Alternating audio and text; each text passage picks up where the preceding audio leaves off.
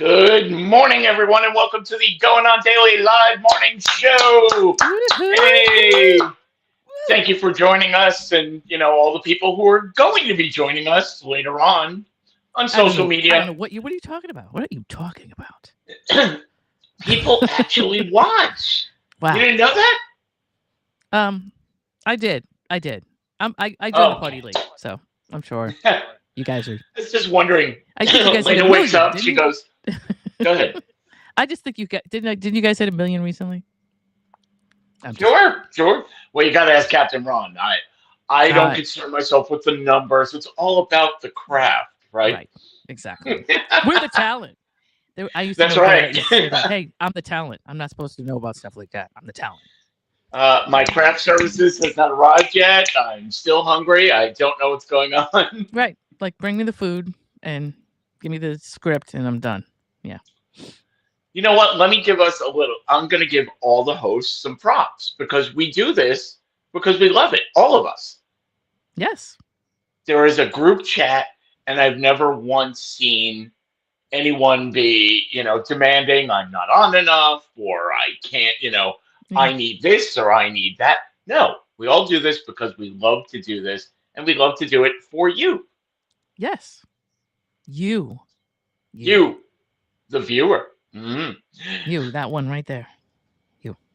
Hi, thank you for listening and watching.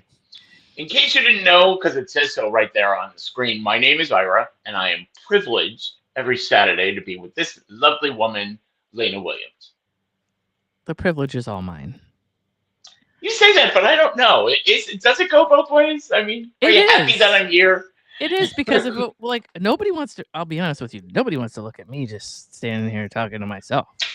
No. Or Oh, that's not maybe true. you could see my dog who's I was gonna say you're not he's alone there. unhappy that I won't let him out 15 times. But yeah, it's Oh, he wants to go out and bark at the dogs in the neighborhood. So yeah, I don't think it would be as exciting. I think we bounce off each other really well. So I actually do believe the pleasure is all mine. yes. So So everybody here works well together. We just happen to work exceptionally well together. So there. see that? There you It's a go. shot at other people. Now, I mentioned before, people who are watching and listening, Mhm. here's the social media outlets you can go to.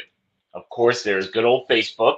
You watch us there, Facebook at RI Broadcasting, or Twitch. You can go to Twitch at RI underscore broadcasting. See, that's different than the Facebook, so you got to pay attention. Yeah. TikTok at RI Broadcasting. Then, of course, there's YouTube. Gotta spell that one out. It's YouTube at Rhode Island Broadcasting. And then there's Patreon. Patreon is where you can get stuff. Patreon is where you get, see that little going Merch. on Yeah. live daily merch logo right in the middle of the screen? You can get that on a mug, on a pen, on a magnet, on whatever you want. And then, that's your way of people asking, hey, where'd you get that from? And you tell them I all mean, that's about the really show. cool because that's that right there. That's really cool because it's like a very big talking point. It's a good conversation piece, you know? That's I think right. that's cool. And write down all of these places so you don't forget. Exactly. When you Okay. sit there and you go, there's this show and I can't write it down. Just write it down. And remember to share and like and subscribe and all these wonderful things that helps keep us here. So let's see. Today is Saturday. It's June 7th. And here's what we want you to know. Lena, first story's yours. Oh my goodness. Well, it's kind of a big story, and I'm going to lead you down a little path, right? Yeah, I never know what it is You from the never know. title. I always have like a general topic, but there's always like these little side things. So we're General from topic. Rhode Island, some of us, being that this is Rhode Island Broadcasting. And so if anybody out there is a Talking Heads fan, it has been 50 years since they banded together. They did Ah, have a show, I believe, at CBGB's and in 1975, and so it's been about 50 years since they started organizing and getting their first album together. Right when the first one was released in '77, and so real quick, they actually banded together in Rhode Island. Like oh, Talking Heads is a Providence band, and we have a school here called Rhode Island School of Design. Very fancy, fancy smancy, you know.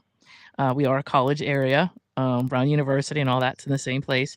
And the band members met there. They were all meeting, they were all there together. And they were a band called the Artistics in that school. And then decided, you know what the heck? Let's just throw a bunch of stuff together and see if we can start a band. David Byrne, Chris Franz, Jerry Harrison, Tina Weymouth. Jerry joined later. But Tina Weymouth and the other two came in first with that and then decided that they were going to go to New York and hit the big time. So the 5th, which was 2 days ago. Yes. Mm-hmm. That's Yes. I'm going to look at the calendar because it's like going by really fast. So on Thursday, I'm sorry. Yes, Thursday was 2 days ago. I'm telling you, I don't, I'm like, good Lord. They released a video. And it has now let me just make sure I get it right. Sasha Roman, right? Or Sasha Ronan. Oh, I always get her name wrong. And her video is pretty cool. They just kind of used her as a subject of the video, and it's the song Psycho Killer. They do have an old at some point they made a video of like a live version of them singing it. I think it was to the studio version, but it shows them kind of like all in a little studio doing their thing. And man, that bass line from Tina is like, she's so badass. She's like the bass player. Bass players are so cool. Not saying anybody else isn't, but I just think a chick bass player is the best, right? So yeah, it's actually pronounced Sasha, but I think it's like Soirse. Sorsha, right? Right, but that's the Irish. From what I understand, it's pronounced version. Sasha or Sorsha Ronan. Anyway, she's in the video, so it's just pretty cool. It just came out a couple days ago, and it's nice. It's just a little version of insanity going on in the video with her, so it's pretty cool. The original rumor on that song was that it was supposed to have been about David Berkowitz. We don't know. Son of Sam. Son of Sam, right. I guess a lot of people thought it was about him because he had just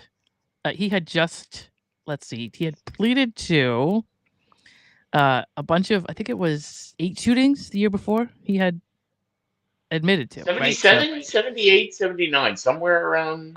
Supposedly they released Psycho Killer in 77 with that first album. Okay.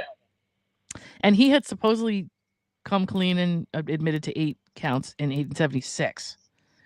It was just previous to that album coming out, or just previous to that song coming out. So some people had thought that they were talking about him. They've repeatedly said, no, this has nothing to do with that. Son of Sam, that would be the official name of David Berkowitz. Right. And they, what happened was, I guess, according to Chris Franz, they did some interview at some point later, and they said that it was from an Alice Cooper song that they got this idea to do Psycho Killer. Which one? Very big at the particular point in time, album called $1 Billion Babies. Okay. And the whole thing was about horror, and so I guess they got the idea from. This is what they're saying. Who knows? You know, they had an interview. You know how it is. Hey, they were there. He was the springboard for Psycho Killer, according to Chris Franz. Right. So that was really. It's just a kind of a cool. I mean, we're from Rhode Island, and the band's from here. Even though they ended up going to New York and Boston and all that, it's still kind of cool to celebrate with them, because technically we birthed them. We birthed them. So anyway, getting on to Sasha Ronan. If anybody hasn't seen any of her movies, she's actually pretty great. She's pretty great. She's been around since she was young. Mm-hmm. And so just a list of her movies: Brooklyn, Lady Bird, Atonement. I'm not sure if you've ever seen Atonement, but that's one of my favorite movies. For a lot of reasons. Keira Knightley is in it, and some other people. Really cool. She was in Little Women. She was in The Lovely Bones. Another great. Me and my dark movies, man. Atonement and Lovely Bones are really dark movies, but they're so good. Just like to sit down on a nice Saturday night with a glass of wine and watch murder. Yes. No problem with that. Murder or just murder adjacent things. The Way Back, See How They Run, Hannah, The Outrun. This is some of the movies she's done. So if you get a chance to check her out. I loved Brooklyn, which is one of her first ones. And it was basically just it was just all about assimilating as somebody who is Irish into New York culture, somebody that came over literally, to Ellis Island Hmm. and got a That job was and nominated, right? huh? That was Yeah, nominated for an Academy it was Award. just a Yeah, really Best good. Picture. They've been playing it a lot more lately. I probably with under the social what have you that we're dealing with now. But it's just she just did a really good job. I loved it. I thought it was cool. Oh, So that's it. I have several. I don't know if you have any particular Talking Head songs you love. I can't even pick one. I have so many. I love them. see, They've I was just going to say for anybody who's going, 50 years of the Talking Heads. Okay, I don't know any of their songs. No, you do. yeah. You don't know. They've been It's used. one of those Yes. bands that Yes. you don't know that you've heard letting the days go by on every Yes. movie soundtrack or everything. Uh, Um, how I many movies started off with even Baby Mama starts off with mhm. what's that song? Oh God. You're not. I was thinking, baby, Yes, it please starts let with me that. hold There's it. another one that Yes, has like, and she was in it. I mean, and she was. Yeah. See, there's these are so songs many that songs. Yep. have been in so many movies, so many commercials, so many things. You And On know the Road them. to Nowhere, everybody knows On the Road to Nowhere. We're There's on a nobody that road. doesn't know that song. Yeah. Yeah, if you hear it, it's such a great bass line too in that song. But yeah, if you don't, there's no way. So go find your Talking Heads on your iPhone or Android or whatever you have, and go grab a greatest hits and just flip through It's it. funny. It's funny you said that, and you said it the perfect way. But Go grab your iPhone and go get it. Because yeah, in my head, it's you should go out get the CD of the yeah. greatest hits. I'm We like, used to be I able don't to. do We used that. to have to like, oh God, I have to leave my house. All right, well, all right. Who Yes, has the album? Well, I have to call around and see where if it's still anywhere. Now it's you just like recorded for me, right? you actually can say to your listening device. I won't use any names because then everybody's stuff's gonna go Uh off, huh. right? Yeah, And just say, it listen, will. give me the greatest hits from the Talking Heads, please. Thank you. Yeah, So you simple. can You do don't even that. have to get up. I don't think. No. I think you just have And to like scream it. during the Saturday Night Live 50th anniversary, they had the concert. Hmm. David Byrne came out and he performed with his daughter. Yeah. And I just like you have one of those old man flat. Oh my God, how could he have a daughter who's Yeah. old enough to Um, do that? And they tore the house down.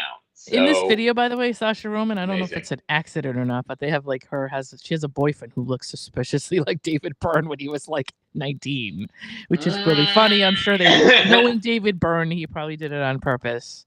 Yes. Ron and I were having a little show chat, and we were just talking about like how weird he was, but how great that it was his shtick to be weird. Yes. And it I love that about him, but I've heard from several people that I know that have worked with him, interviewed him, whatever, that he's like really one of the best guys you could know. He's just, he's also been out and about in different like local New England scenes, just sort of like standing in a local Awesome. bar somewhere, watching a band, and you kind of Uh, look over and you're like, is that David Byrne? Like you're like that can't be him. Like why would it no, be? he's wearing normal fitting clothes. It can't be David Byrne. Yeah, I've heard that story where like more than one person has just seen him like standing at a bar just watching like a cool band that he thought was nice or whatever, and actually talked to him, and he was very gracious. So And I love how people take ownership. It's this hmm band came from here. I mean, I know we yes, we're share them very with the prideful world, of that. but you Yes. take them, so we love that. And what we take pride in is our own Yes. Captain Ron, who started all this.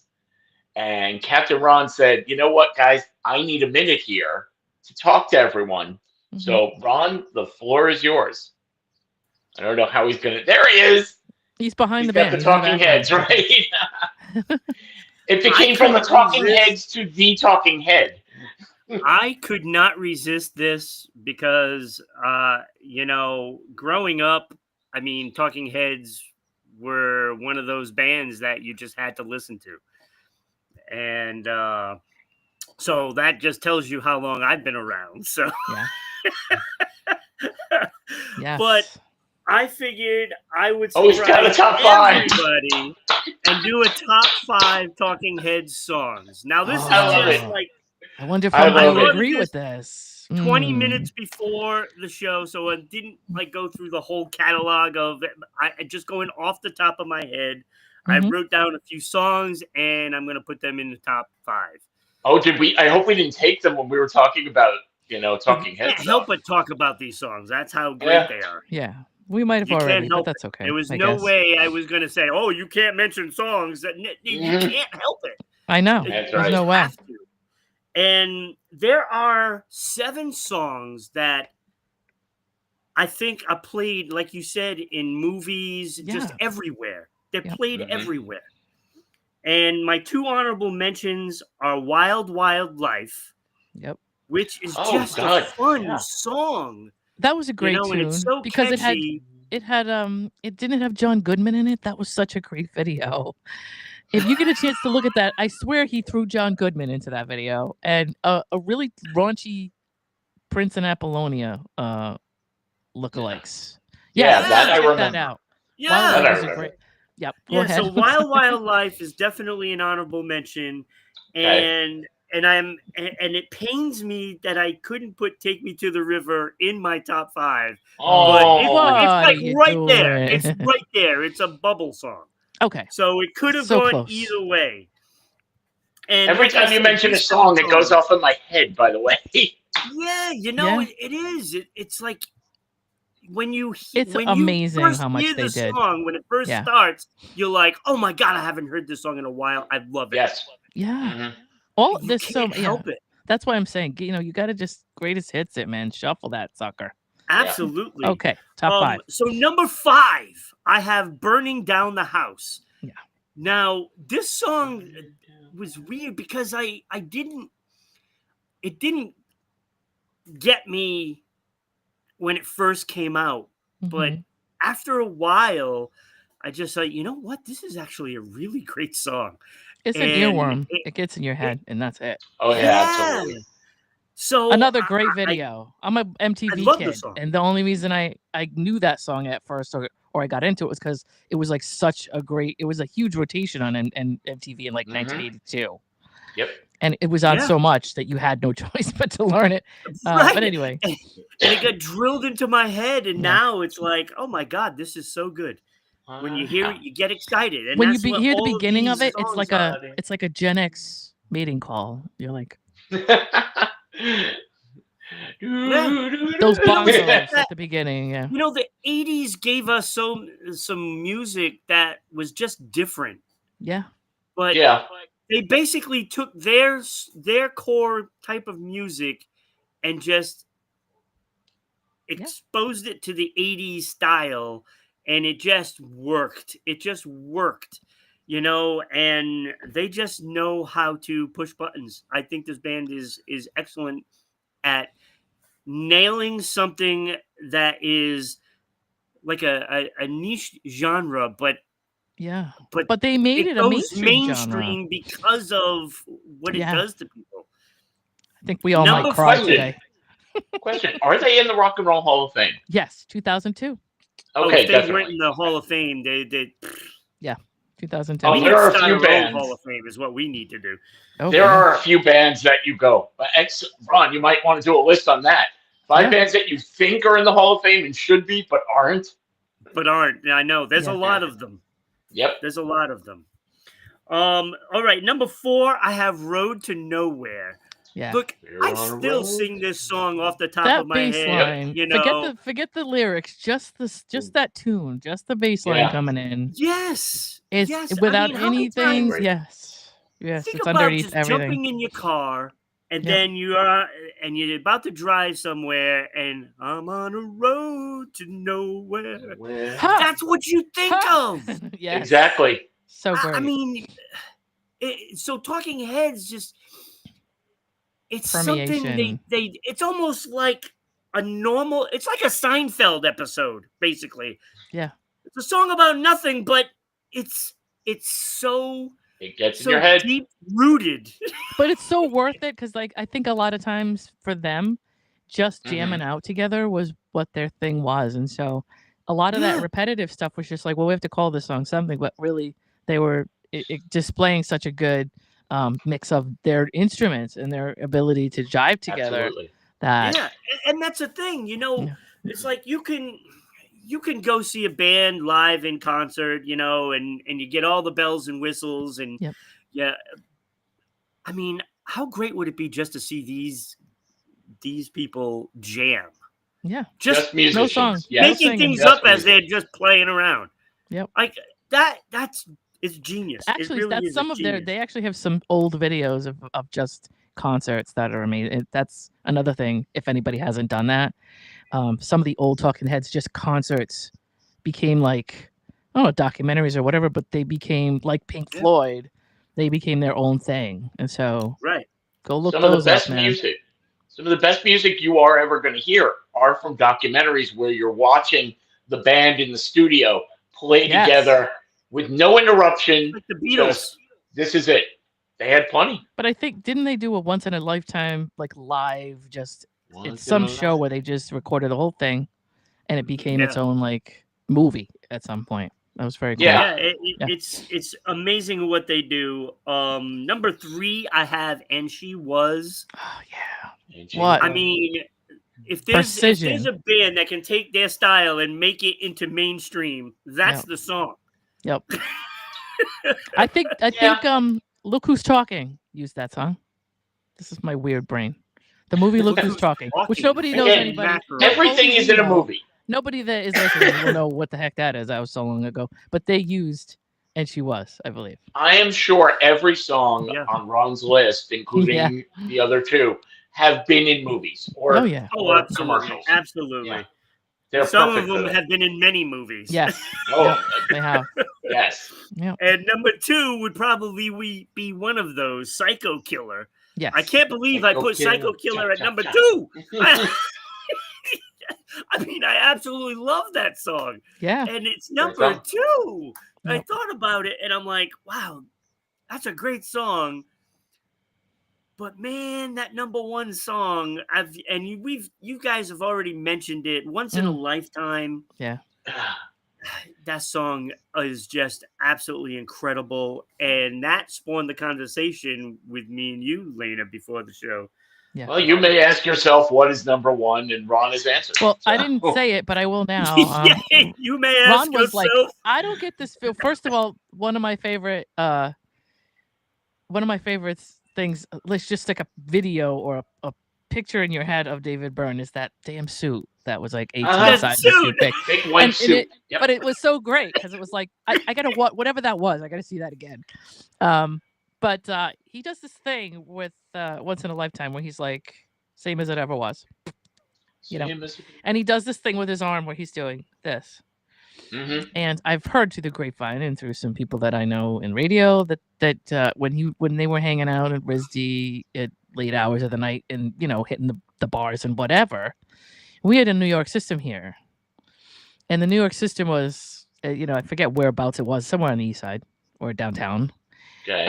And I think the one they're referring to was the one on oh god, not Chalkstone. Chalkstone leads. get into ready the now road. for people that don't live in Rhode Island. You're gonna hear stuff and go, I "What are you can't Yeah, talking I'm about?" like, think of what? where it is. It was somewhere on I thought Fox Point at the east side or somewhere in there, but I could be wrong. It might have been right downtown on the edge. Yeah, I think keep it was thinking of like Haven Brothers, but couple that's not blocks what I want away. to. Right. And basically, what they would do is and if you're Rhode Island, they're called gaggers. They were like hot wieners. People would at 3 a.m. go to New York system and eat ridiculous, like horseradish and onions and all this stuff Yeah, on there these you little, go. and they were like little hot dogs. So they would have these little buns and they'd stick these little wieners into hot dogs. The men behind the counter, or the women behind the counter, but usually the men would actually line up 4 or 5 on their arm. And then they would go through with a spoon and they would spoon out all the toppings. And so that's how they would make these things like an assembly line. It was crazy. So Hot I've wieners heard from that David Rhode Byrne Island. was very fascinated or interested in this culture of like guys that were making stuff 5 and 6 at a time and sticking them into paper bags at the time. But anyway, that's this. If you ever see them doing this, I think that gesture is a tribute to It New is York a system. tribute, yeah. Yeah, it's a fantastic story, and I think it's just a subtle way for them to share where they came from. Yeah, it's The very roots cool. of the band, Right. and when you think about it, whenever you see that, it's like Yeah, yes, okay, I get it, I and get if it. somebody go look up videos of a New York system, I'm sure there's something like that on the internet Oh God. where you're just seeing dudes behind a counter in like a one of those New York systems locally or I whatever, still go Boston or there whatever. to this day. Yeah. I still go to the one in Oh, it's still Olneyville. open. Oh Okay. yeah, we have a couple Like left around here. it's amazing, and you'll Yeah. never get a better. It's not even a hot dog. They don't like when you call it a hot dog. Nope, they're It's a like hot wiener. wieners, little teeny hot dogs, and They're they have so this. good. They're Yeah, so they. unhealthy for you, but they are so good. When I was You can't. clubbing in the late '80s, this is how old I am. My mother used to be like, "Can you do me a favor? And can you go pick up like 5 hot wieners on the way back?" Like at 2 a.m, she would make me, Aw. and she literally would get up in the middle of the night and eat like 5 of these things out of a dead sleep. Yeah, I used to do And that my for my grandmother mom did the after same thing. clubbing. Yeah, I I don't used my maybe to that's a God. drive by the tradition house. Here you then. go, mom. Maybe that's a tradition because my grandmother, she told me, my mother told me that my grandmother did the same when she was a kid, because that's how long ago, that's how long they've been around. That my grandmother Right. would get up at a ridiculous hour if like her husband came home late, or if one of my aunt or my mother would bring them to her, and she would get up in the middle of the night Did in no one think to go earlier in the the day and 60s get or some? 70s and do that. Yes, yep. So Yeah, it's well, crazy. it's grand. I don't think any state has them I except know. for Rhode Never Island, heard of them. Yeah. because I guess they were, unhealthy, so they kind Yeah. of like stopped the sales of those. Oh, please. And I know. and now I think Rhode Island is the only one that does it. There used to be some in Massachusetts, but Yeah. they're Boston gone. had them. Everybody Yep. has switched over to like Cayenne, Yeah. and you can't get the wieners anywhere anymore but Rhode Island. See, there's some wiener history right there. So Yeah. what are you more So you proud get of, though? you get wieners and Dells here in Rhode Island, Don't forget the coffee syrup. Don't forget and the coffee meat, right? Yep, the So coffee syrup. what are you more proud of, though, being a Rhode Islander? The Talking Heads, or you could have the Wieners? I think Talking Heads.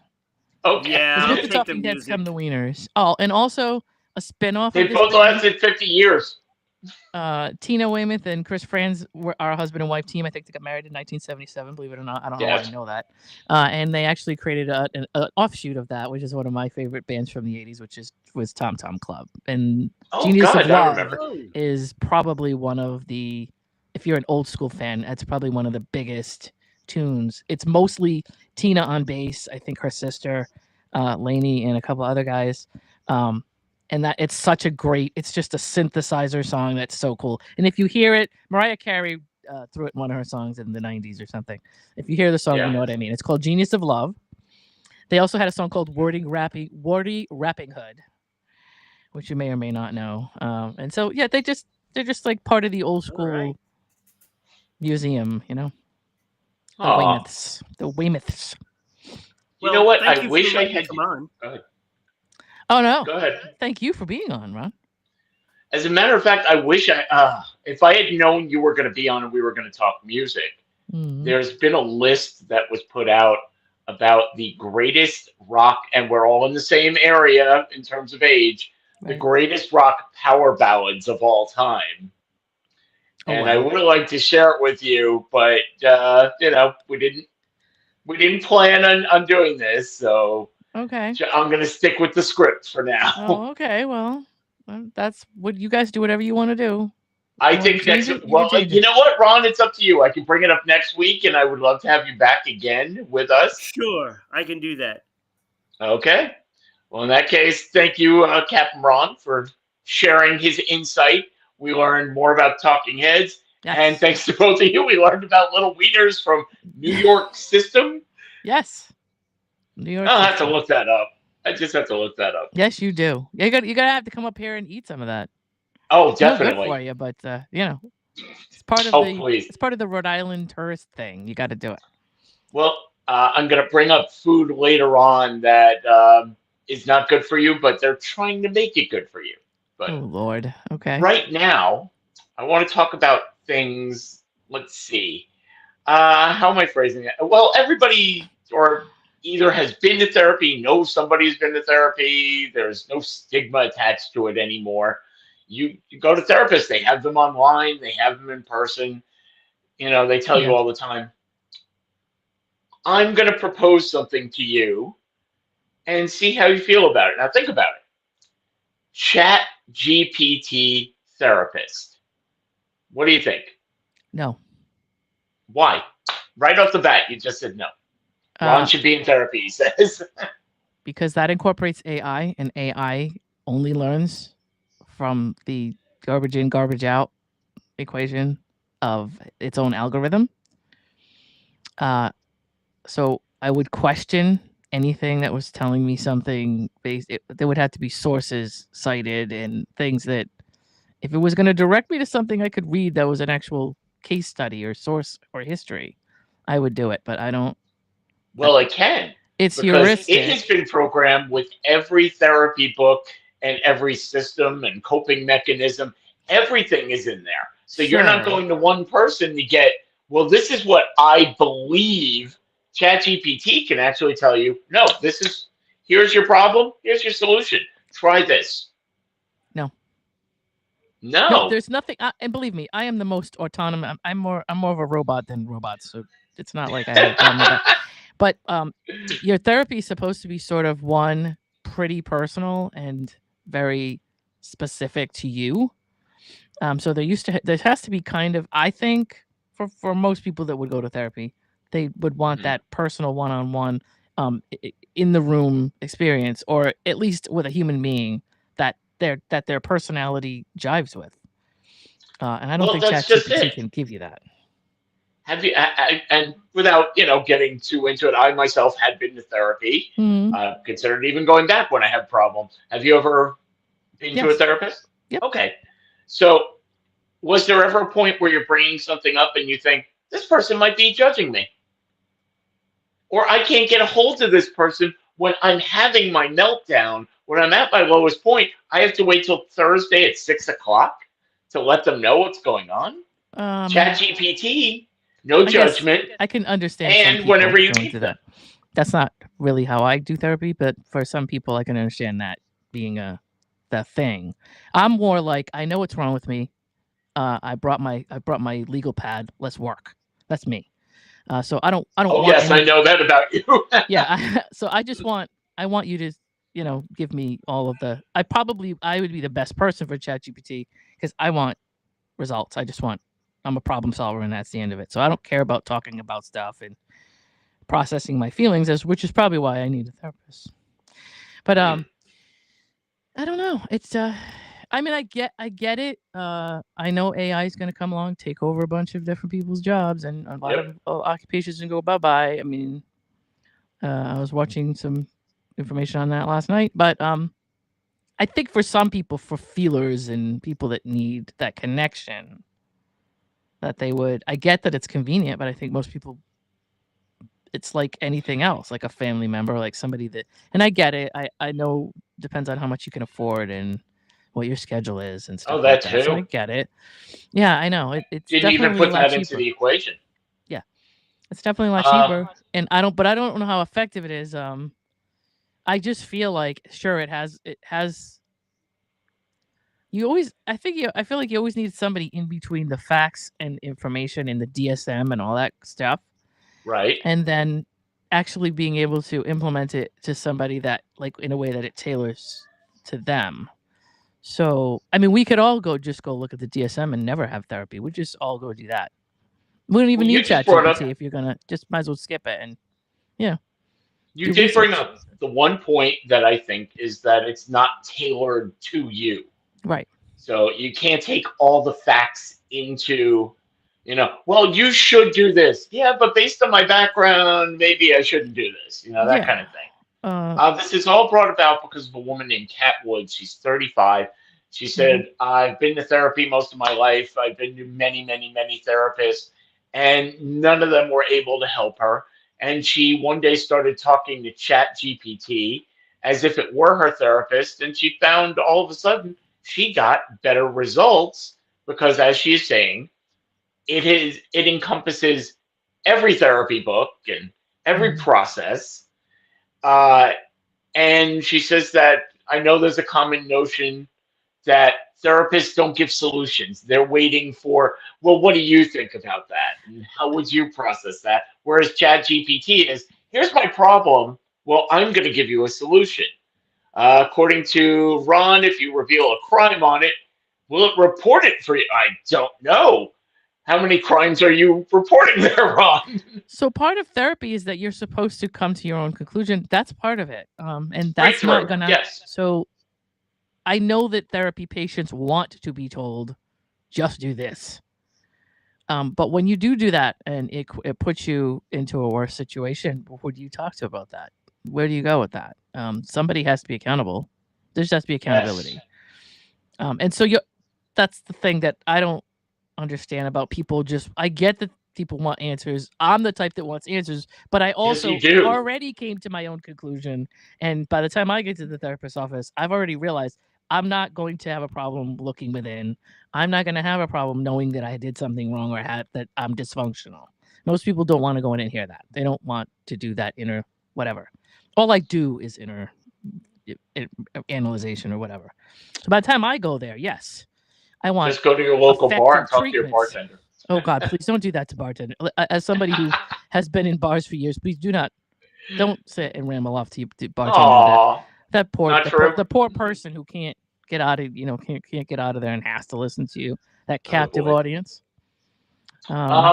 Now, I know one of the problems they're also citing is, well, what about an emotional connection? Like we said before, Yeah. people have emotions. They wouldn't tell you, all you have to do to get over that is go strip naked in Times Square and you'll be fine.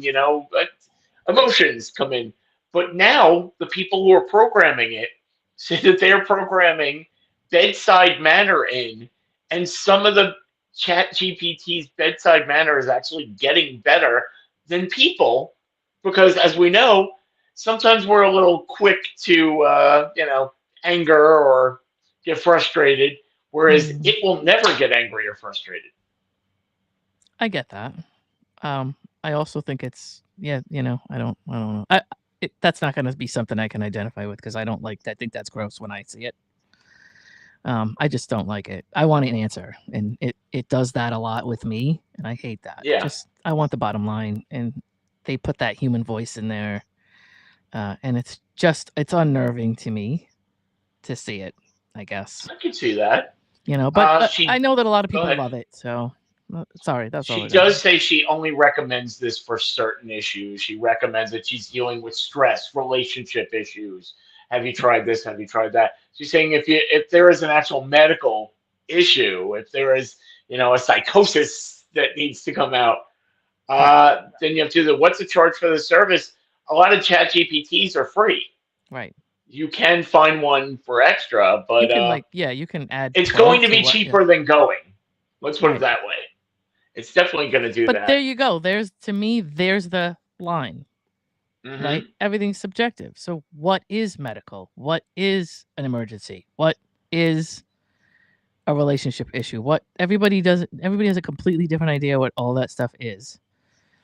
And it just reminds me now. Yeah. It reminds me of, and again, we're of a certain age, where our therapist, or at least mine, would have been our parents going, don't worry about it, or forget about it. Why aren't you happy? Well, I have this problem, this problem. Yeah, don't worry about that. Right. And some people want, the problem that I have is that there are people who like therapy because they want to be heard and they don't really want to fix anything. So they got people that go in and almost pay to oracle at people that sort of don't have any interest in improving themselves or moving forward. They just need to vent. Okay. So, and there's also people who they want to be there's I think ChatGPT has a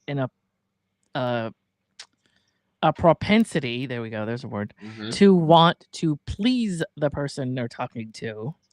in such a way that it may tell them to do things that they shouldn't be doing to make them Yeah. happy in the interaction. That I don't know how good it'll be telling people stuff they don't want to hear. I just don't, you know. Well, I think it's also the way it works is because I use it at work a little bit, Mm, not for, complex equations or anything, but you have to know what you're asking. If I mm, were to walk into a chat GPT and go, I'm sad, mm. make me happy, I don't think, it would ask, well, what are you sad about? And let's pinpoint the area. It might just tell you, well, if you take a walk, Right. that helps endorphins come out and you won't be sad. So it's a little different. Therapy Right. sessions at work.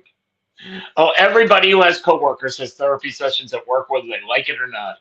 Right. Yeah. I mean, I don't know. Like I said, I just think there's so many. Don't get me wrong. We are living in a society where therapy is expensive and hard to get, and there's a Yep. lot of people that it would maybe be better than what they have available to them. Yes. So, but then you get into like HIPAA laws and moral True. issues and Hmm. legal issues, and just Hmm. if somebody decides, if somebody jumps off a bridge after they talk to ChatGPT for 5 days, who who do we talk to about that? Yep. Who do we hold responsible? Or is it ChatGPT at all? Is it how do we determine like that? Let's say somebody goes 30 years and they're fine, and they talk to ChatGPT 5 days later, they Oh, go bye jeez. bye. I mean, so how does it get? Hey, look, what took how many talk shows have been taken off the air by like one show or something happened and somebody ended up, when and the network went, okay, we're not doing that anymore. I think sadly Jesse Raphael or Jenny Jones or one of them was like that. So it's kind of like, I don't know, like somebody has to be held accountable for what people are taking into account from this stuff. And I know the Jenny Jones episode you're referring you to, do. actually. Yep, you do. Look it I do up. too. Yeah. I'll say Scott and then I'll leave it at that. But yeah, I feel like that's going to happen because in this society, people want to find the person responsible for everything. So Absolutely. there's no way, there are going to be people out there just like Tipper Gore. There's a name you haven't heard in a long time. That are going to start rallying against it, or Of course. or Phyllis, Slag. What was the one that? What was the one that went after Gloria Steinem at one point and didn't like feminism? Oh, I don't remember that. Phyllis Schlafly, or whatever. She was the one that kept Okay. going around saying, "You're ruining families with all this feminism stuff." And she went on talk shows. Like, there's going to be like a backlash of people that come forward and start looking for, hey, we want restrictions on this. Hey, we want, labels on this. We need to, there's kids that listen. Kids could be talking to this thing, Oh, and that's a it is a rough one. slippery slope. I mean, It is.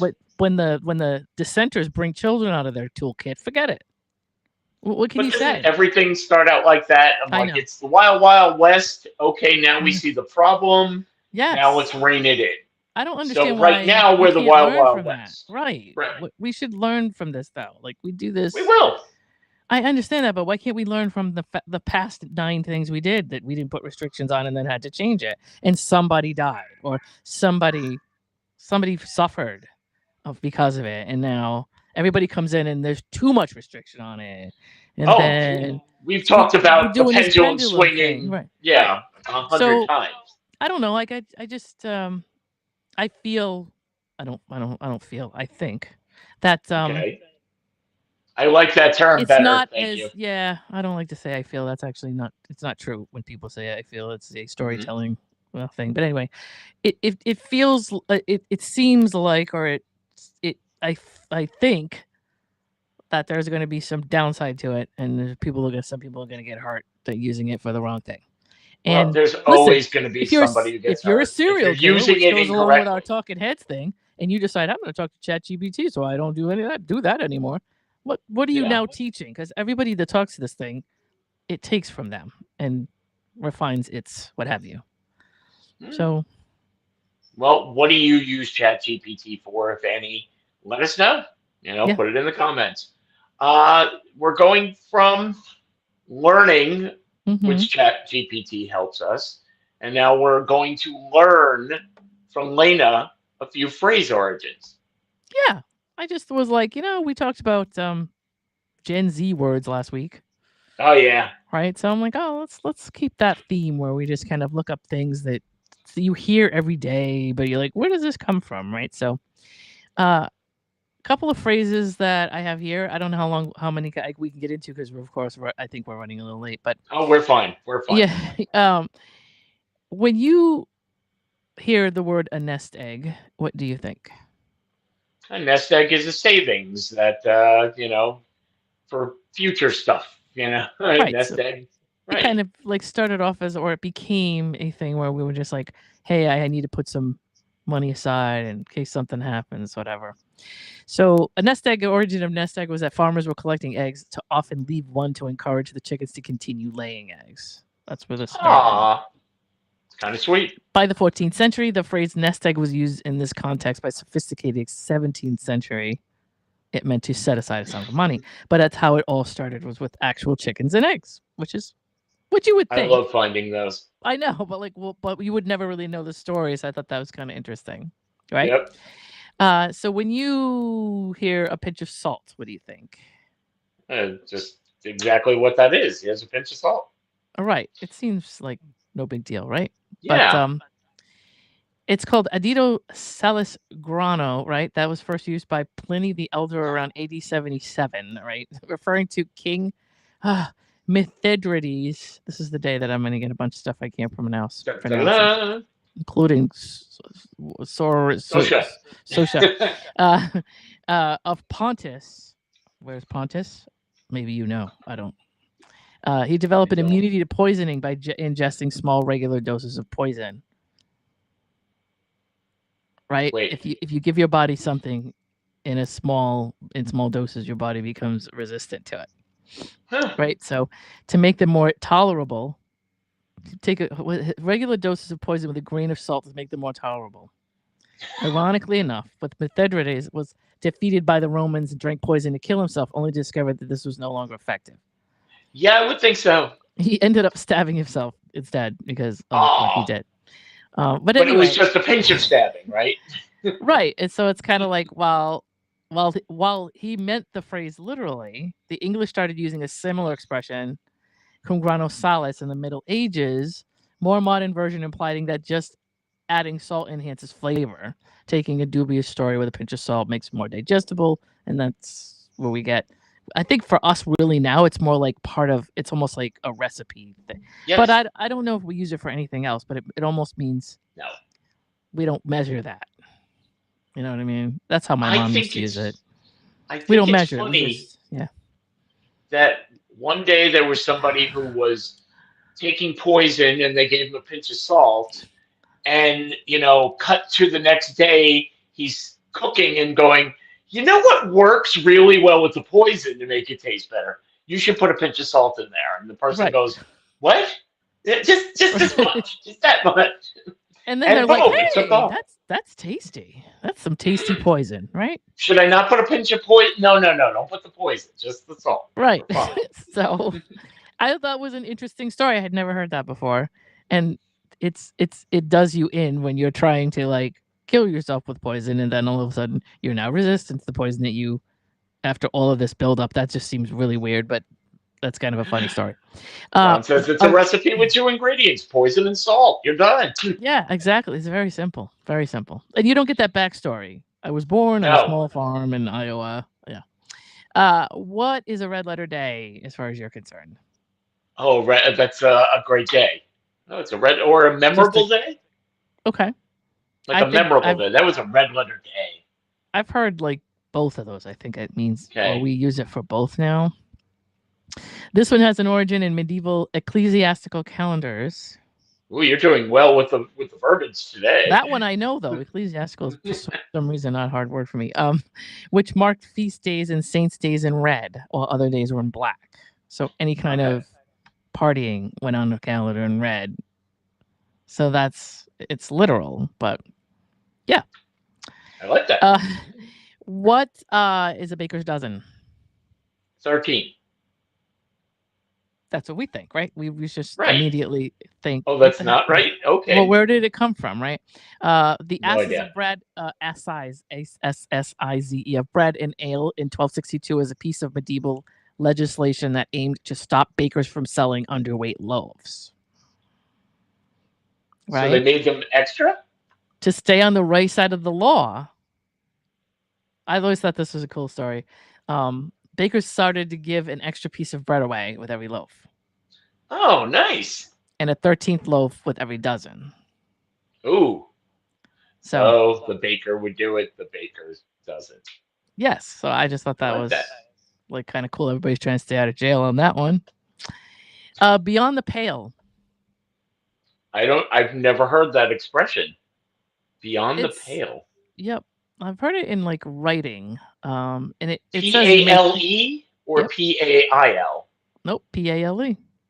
Okay, being pale. Okay. Right. And it says, while you may think the phrase has to do with a complexion, the word pale actually originates from the Latin word palum, meaning steak.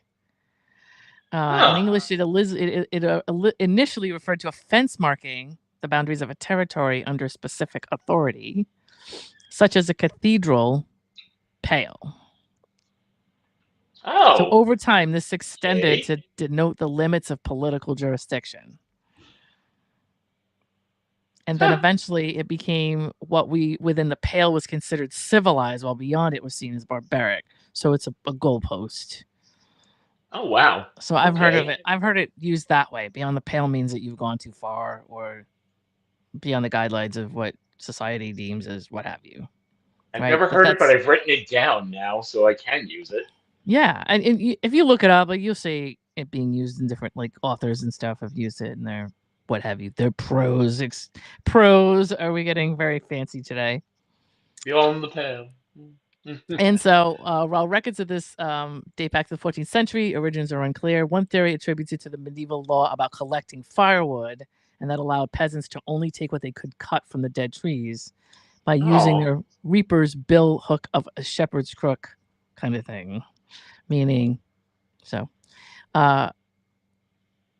wait a minute. Here we go. Let me just make sure because I didn't actually. What does dead as a doornail mean to you? Just dead. I've never understood what a doornail was. Yeah. According to Ron, so if your roommate drank your last bottle of water, he has gone beyond the pale. Very good. Especially if he knows that you've created that as a boundary. Hey, don't drink my water. You jerk. That's right. Right. And then you can put a little poison and a pinch of salt, and you take care of the situation. So dead as a doornail. Dead as a doornail. Medieval carpenters nailing doornails, which were particularly thick. Oh, okay. Had a practice of first striking them all the way in, then hammering the head sideways in a way that ensured it couldn't be pulled out or used again. Such a nail was appropriately called a dead nail. Got it. That's what that is. But that is a doornail. The phrase dates back at least to the 14th century when the words dead as a doornail appear in Middle English poems like the Romance of William of Patterne and William Langland's Piers Plowman. Shakespeare also used it in Henry IV, Part 2. Okay. And if I do not leave you all as dead as a doornail, I pray God I may never eat grass more. Act 4, Scene 10, if you're into that kind of thing. Dyed in the wool. I've heard the expression. Go, because I couldn't give you anything. To me, dyed in the wool means like built-in, permanent, wool, sustaining, very like there's no question about it kind of thing. Dyed in the wool. Yep, and that's D-Y-E-D. But I think dyed is fake. They dyed it. Yeah. Or you can take it the other way. Right. And a lot of people listening, it's not dyed, D-I-E-D, it's D-Y-E-D. Which typically refers to like something you would put on cloth, like dyeing cloth. So medieval times, people applied vegetable dye directly to raw wool rather than to spun yarn or finished cloth. Huh. And the goal was to let the dye seep into all the fibers, resulting in a more consistent and durable color in the final cloth. Nice. Right? The technique was led to the expression dyed in the wool, referring to someone deeply ingrained with a particular characteristic or belief. Okay. And eventually that we makes sense. just were like, he's a dyed-in-the-wool cheater. There's nothing we can do about Mhm. this. So I thought that was funny. It's in his system. It's who Yes. he is. Like It's- there's nothing, it ain't gonna change. It's yeah. leopard spots kind of thing.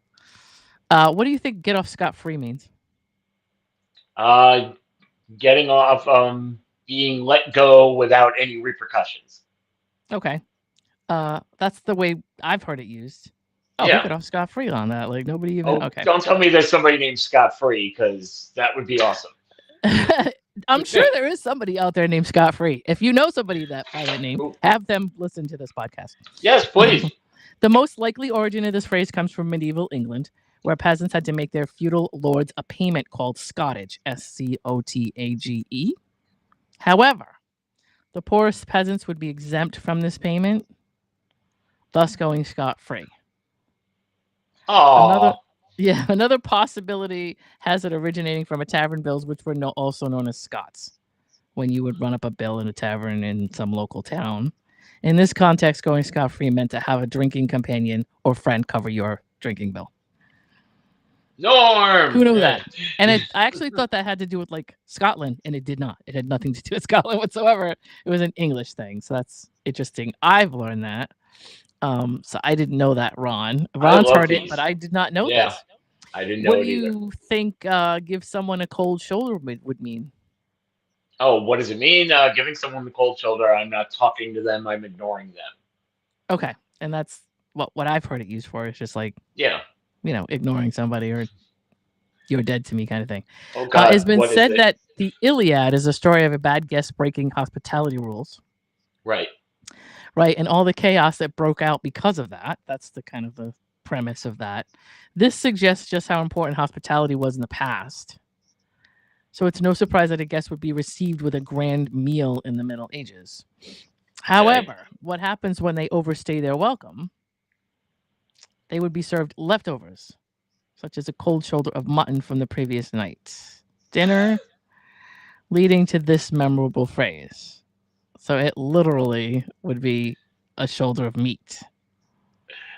So if they had changed food, it could have been, I'm going to give that guy the ham sandwich. Just, Right, have like- it be the same thing. Like, we're happy to see you. Oh, you've been here 4 days. Let's just give you everything you would have almost thrown out. And supposedly the guest is supposed to like pick up on this and be like, oh, whoa, we're getting stuff out that hasn't even been warmed up. That they don't really want us here anymore. Yeah. So think about that, right? Needs a pinch of salt. There you go. What do you think that gibberish means? Or what do you normally use it for? Gibberish. That doesn't make sense. It's Right, just unintelligible. Yeah, Right? unintelligible. Yeah. The unpronounceable Abu Musa Jabir Ibn Hayyan was a 9th century scholar. Okay, here we Could go. you repeat that? It's Abu, and I don't know my little marks over my letters, right? So I don't know how it's pronounced. But it says Abu Musa Jabir Ibn Hayyan. That's my new password. Yeah. Okay, there you go. You better write that down because you're not getting back into your stuff. Was a 9th century scholar who wrote about sciences, magic, alchemy, and philosophy. Okay. When his Arabic works made their way to Europe, his name was simplified to the rather plainer Geber, which is Geber. Okay. However, even if they could now pronounce his name, his writing would be too complex for most readers, leading to a description of his work as gibberish. And to a new idiom being born, and then eventually we turned it into... Oh, wow. This is gibberish. You can't read Ron's it. like, I can't even tag that. I can't take it. No, but you can tag gibberish. So, This is one of all my there. favorites. I don't know if you've... you probably know this one. What do you think when you hear let the cat out of the bag? Let the cat out of the Like, bag. when you really- You're when you telling hear a it- secret. Right. You're right. You're revealing a secret. Like, we're all getting together for somebody's anniversary or something, and then some person tells everybody what's going to happen. It's a surprise party, and now You let the cat out of the bag. So here's the story. A friend visiting an Algerian souk brought a beautiful silver necklace for his wife. The merchant made a big point of showing him the seal that proved that the silver's high quality. right? Okay. However, when the friend arrived back home and gave the necklace to his wife, he discovered he'd been swindled. Ooh. While placing it into the gift box, the cunning merchant had replaced it with one that bore no such seal and was of lower quality metal. So he Okay. showed him one thing and sold him or gave him something Switcheroo. else, right? So perhaps he could have taken consideration from the fact that this trick is so old it has led to this popular idiom. The origins come from medieval markets where sneaky sellers would show a sample of their goods, a pig, then give customers a sealed bag ready to go. And the person would just take that bag and leave, right? I don't like where this is heading. However, what they showed wasn't what was inside. So, example, placing a cat inside of the bag instead of a pig. That's what I thought. Yeah. Smart customers who checked their bags found the truth out, spilled the secret, letting everybody know what kind of shop they were dealing with, and that's where this whole thing came from. We don't know if it was Schrodinger's cat or not. We don't. Well, you're not supposed to know, right? We don't know if this cat was living or we don't know. I don't think I've never put a cat in a bag and had anybody not know it. So I'm quite sure the cat's probably was deceased. I used to when I would change the pillowcases and the sheets. Yeah. Whenever I'd lay down a pillowcase, my cat would just make a beeline for right inside, and then we'd pick it up and go, "Oh, look, cat in bed." Right. And if it's a domestic cat, sometimes they would go dormant. Yes. But if you've ever put a cat in a bag that didn't want to be there, believe me, you're not gonna not know it's in there. Yep. Yeah, they're gonna make a stink. So don't think this. Anyway, I have several more, but I don't want to go into a million of them because I know you have stuff to do. Do you have though? Because this is one I've done a bit like this. Again, I'm going to plug the Circling the Drain podcast. So there you go, where we also do things like this, phrase origins. My favorite one that always stays with me. Do you know the origins of paying an arm and a leg? I don't think I do. Okay, well, you know what it means. Oh my God, it's so expensive. When you pay an arm and a leg, yeah. It was from medieval painters who would ask you, okay, do you want me to paint to the head? That's one price. To the arm, that's another price. Or to the leg, that's another price. Oh, see, so that's awesome. I learned something today. I've heard the rule of thumb, which was. I'm doing that this week. Yeah. So if you want to find out, go on the Circling the Drain podcast. Yeah, we're not going to talk about it. We're going to make sure that you will watch that. You want to learn that one, but yeah. Well, what we are learning, and Lena has inadvertently, and I find this fascinating personally, that when I work with a co-host for a little bit, there's some sort of ESP, whether we know it or not. And you have been bringing up things throughout the day that is leading into my last story. So are our cycles syncing up, Ira? I think so. Well, I mean, not that cycle, but it's possible. Okay, I'm going to bring up a few things, and I want you to see if you can guess what they have in common. Cigarettes, alcohol, vape pens, big gulps, albums.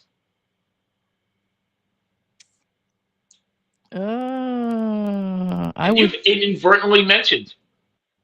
I would attribute all that to dopamine stuff myself. All of them at one point or another have had warning labels put on them. Oh, yeah, I did. So you did mention it before. I did. Well, now in Texas has decided their snack foods, such as Skittles and M&Ms and Doritos, and drinks that have funny colors like Mountain Dew and some root beers, they want to have a warning label. This is the warning label that they want. Not recommended for human consumption. Yeah. Now, why are they doing this? Because if you know, overseas, anywhere but in America, we're obsessed with it's got to look good. It's got to, catch your eye. It's important. Doritos are not naturally orange. Let's put it that way. These things are not that everything is colored. But outside of the United States, they care more about the taste and the quality of food. And they have banned food dyes and additives that are going to do this? Well, Texas has decided they're going to be the first state to take this out. And Ron says good, and I agree. I just can't believe that Health-wise. Texas is the state doing this. I can't believe that's Neither where it's can coming I. from.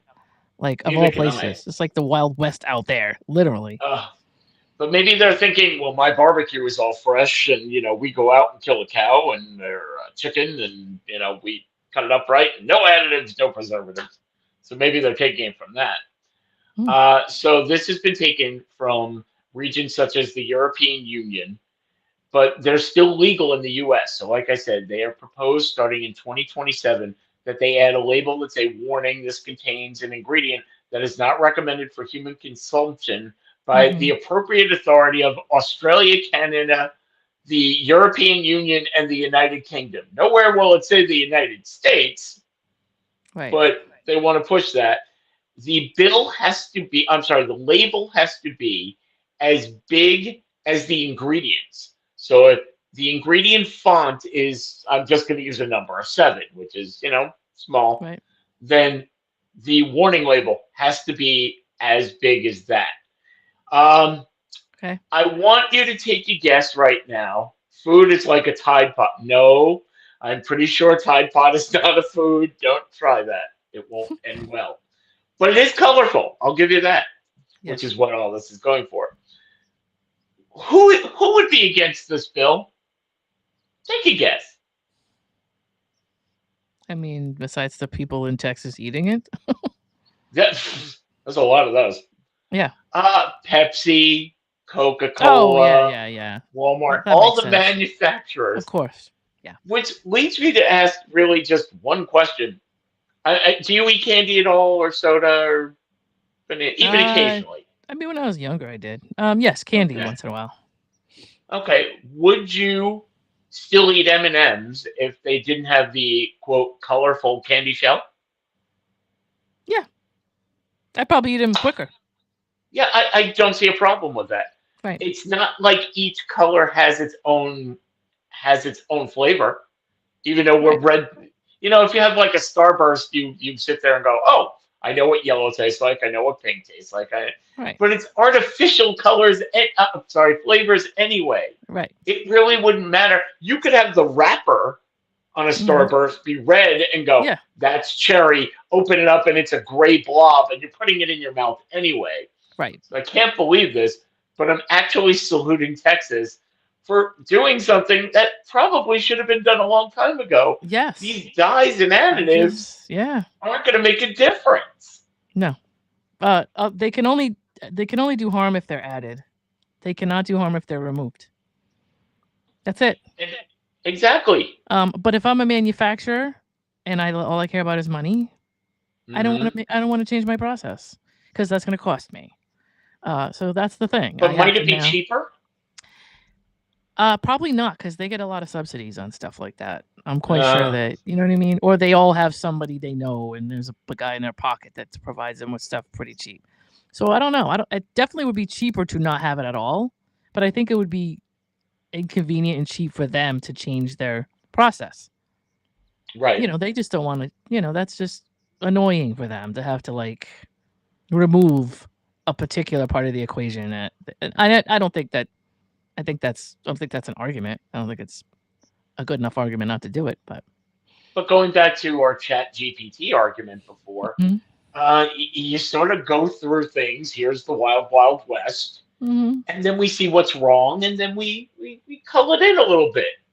So I mean, isn't that what we're doing? We've had all these colors and dyes, and Lord knows you and I lived through the '80s where it was neon everything. Yeah. I would like to see a poll now saying, would you eat Skittles and M&Ms and drink Mountain Dew if it were not as colorful or not even colorful at all? Some people's marketing campaigns are going to go in the toilet. That's the problem. Well, if you're a Skittles person, you're definitely not going to be able to sell it on. You can't do Taste the Rainbow anymore. Yeah. You literally have to change all of that. What would be your campaign? I mean, it's delicious. It's sugar. If you walk into a market, and we won't get into too much of this, but if you walk into a market and you buy meat, it's not the color that you see it in the market. They add that. Yep. They add red to meat it's not supposed. We think meat is red. We learned that from like when we were 3 Mm-hmm. on marketing and all these little things that we read in school, little hand sides of True. all of that stuff. It doesn't. It's like a grayish green color or some crazy thing. We wouldn't touch it probably if we saw that, but we would have to get used to it. That's just, Yep. it's bad enough that some of the stuff we're eating in the market is there. On top of that, you want hamburger meat to be dyed bright red, because that's literally what they're doing. Exactly. And we see it as, oh, that's fresh. We know blood doesn't look the same when it hits oxygen. We know that, like, Mm-hmm. but Anybody who's blood knows that. when Yeah. we see it in the market, we see blood as red, and we associate red with fresh. And none of that's true. So I don't know. We would have to re-educate some people, but it would be way better for us. to It get rid would of that be, stuff. but I think this has been done once before, and you and I have lived through this. Do you remember a product called Crystal Pepsi? Yeah, I do. You do? What was Crystal Pepsi?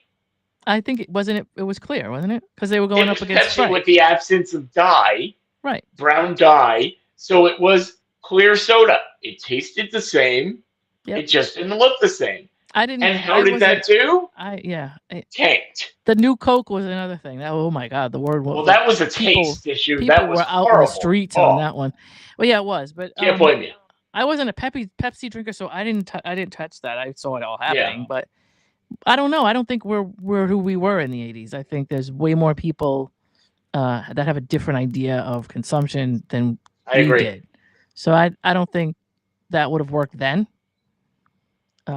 Again, I think they were trying to. I don't know. I thought that they were trying to go. I always thought they were trying to go up against Sprite and Slice and these type of things with the. Oh, everybody has their own lemon lime. Right, but what was I don't it? know. No, is Pepsi is a 7-Up product, or is Coke a 7-Up product? Or 7-Up product, a Coke product, or you 7-Up that? is Coke. Yeah, and Sprite Slice was Pepsi. Oh God, Coke and Pepsi pretty much owned everything. They own everything. Yeah, they still do. All these shoot-offs of different flavors of things that they have, and so there's a bunch of different sodas that they've gone through and they've tested, and I get it. I personally, I saw it all happen, and maybe I didn't know really the backstory of it or whatever, but I remember it. But back then we were like, no, we like what we like. We were terrible. Gen X stuff is awful when you think about when you look back at the stuff we were eating. Oh, absolutely. I mean, we could do an entire thing about the fat-free and the 100-calorie snacks now. Oh, the Olestra. Oh my God. Olestra chips. Oh my God. Oh my God. I remember those crap. That wasn't the only like fat-free crap that they put in. That was one of several things that they had to remove via lawsuits. I never understood that. I'd much rather. I know people like sugar and sugar substitutes, and they're trying to do this, but in my opinion, when you take something out, you have to add something back. And when somebody takes out something that's natural because it's bad, they have to add something unnatural to substitute for that. Absolutely. So in my head, it makes more sense that people should think, well, if this is fat-free, well, what the heck is in it? Why? How does the fat, sodium, like if you think about it as a consumer, all the stuff that we used to put in the freezer as kids, and eat out of the freezer. I mean, in order for something to stay frozen and be tasty in like 3 weeks, they have to load it with salt. Like, so you have to think about that. Like, I don't know. I probably in the 90s, I went through all this where if you put it down and ants won't eat it, don't touch it. I mean, it's just basically that simple. Ants know, and they're like, oh, I don't know what that is, but that's not food. Well, what is the GMO? Oh God, what is the? I'm going to say myth because I don't want to get anybody in trouble. Mm-hmm. That if you take a McDonald's burger patty and you lay it down for a year, that it will look exactly the same 1 year later. There's a whole YouTube channel dedicated to fast food and it just being like being put in a container and like being checked 1 week, 2 weeks, 3 weeks, 4 months, 3 months, 4 months, 2 years, 3 years. They do not go bad. Yep. And when it doesn't go bad, then you have to understand, okay, well, I mean, Not bread, real. don't get me wrong. I mean, bread is not really food either, but not really, not technically. A lot of times they take a lot of stuff out of it. It's not like what it used to be. No. I eat grain bread. My bread is heavy. Like you pick it up one slice and it's. Oh, you know, have I don't eat Wonder Bread and all that stuff. Like I don't. I eat grain pasta. Pasta that's regular pasta is like empty crap to me. Like I can't eat that. It is. So, to me, if it's not gonna like mold, I mean, I put stuff in the freezer so it doesn't. Like I have all my breads in the freezer, and if I want a slice, I take it out of there. I didn't even put it goes bad fast if you take it out. But that's the point. You want it to go bad fast. If it doesn't go bad fast, it's real food. It's not natural. So that's going back to what you said about sugar and Yeah. substituting things. Yeah. When you see products that say no sugar or sugar free, Yeah. they're correct. They took out the sugar. But what they are putting in now are all the substitutes, which, by the way, okay, they might be less calories, but it's chemical. And your body doesn't sit there and process it as, oh, this is stevia. I'm going to process it different now for you. No, it's going to process it as sugar. I'd rather have the natural sugar than I would, give me a peach rather than a thing of cookies. Although I'd rather have cookies. Don't get me wrong. I actually buy like organic cane sugar. It's not like I don't use it. Yeah. But I'm going to use it. I'm just going to use like what it's supposed to be. And we've gone through this for 40 years with butter too. It's the same thing. Oh, you know, I mean, butter is butter. It's milk. I don't know why people don't think butter is milk. That's funny to me. There was a story I saw recently where somebody was mad because it was milk and butter. It's like, yeah, that's dairy. It's all. But yeah, when we went through a margarine thing, all I can think of is David Letterman with his deadly killer thing that he did for so long. That was so funny. I grew up on margarine. Oh, horrible. Yeah, horrible. It's kind of like it made no sense to me to eat something that was fabricated that I call it like in a basement, like a science project to me. I've always understood. I have one word to that. Oops, sorry. No, I have one word to that. I want to see your reaction. Carob. I don't know really enough about carob. Oh, really? That was supposed to be like, you don't need chocolate. We've created chocolate for you. Oh. And you ate it, and it was dirt. But it was healthy dirt, so you're fine. I must have missed that. But I'm a chocolate crazy person, and so I didn't want to substitute chocolate. I would never have done that. I want it natural. I mean, although Hershey's and all that stuff isn't really natural chocolate, it's just sugar. No, I've been told I have to eat the dark chocolate, so I've been eating the 86% cacao. You get used to it. It can be bitter. It is bitter. You get used to it, and that satisfies the chocolate itch. I think we're going to have to do like a nutrition round one day on this. But you learned a lot today. Quick story about when I was a kid. My sister and I both told the story to each other the other day. I don't know if anybody else has done this. And you're a kid, and your mom is like, she likes to bake cookies, desserts, cakes, whatever. Nope, I'm out. My mother didn't. But go ahead. Oh, okay. So what happened was when we were kids, there was a thing called baker's chocolate, which it was just like raw chocolate. Mm-hmm. And but like these assholes, they put it, excuse my language, but they put it in like a Hershey bar. It looked like a Hershey bar. It literally came from Hershey's, and it was like a big bar of chocolate. It looked like it was this thick. Mm-hmm. And what you would do is you would melt the squares down into, frosting or whatever you were going to do. Exactly. My mother would put this at the top shelf. And we were, as kids, were determined to get it. And she was trying Apparently to... Ron has too. Yeah. Yes, I think everybody's done it. So it's like just a funny story. So that your mother's trying to help you, not hurt you. Like they're not trying to keep it from you because they want you, because it's a big surprise. They want you to not touch it because you're going to die if you taste it. Yeah. And of course, when they go out one day, you get up and you get a chair and you get up on the thing and you go at the very top, way in the back of the top because your mother's trying to hide it.